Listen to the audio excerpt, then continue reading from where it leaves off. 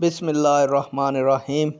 الصلاۃ والسلام علیکہ یا رسول اللہ وعلی آلک و اصحابک یا حبیب اللہ۔ السلام علیکم ناظرین و سامعین۔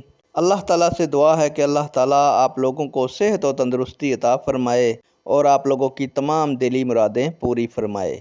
پیارے دوستو، آج کی ویڈیو کا عنوان ہے مسجد اقصیٰ کی تعمیر کس نے کی؟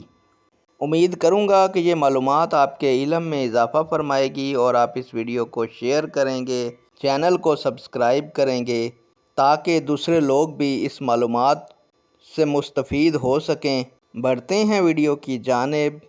پیارے دوستو، مسجد اقصیٰ کی تعمیر حضرت سلیمان علیہ السلام نے کی تھی۔ نیک دعاؤں کے ساتھ آپ سے اجازت چاہوں گا۔ اللہ تعالیٰ آپ لوگوں کا حامی و ناصر ہو اور آپ لوگوں کو ظالم کے ظلم، حاسد کے حسد سے محفوظ فرمائے۔ اللہ حافظ۔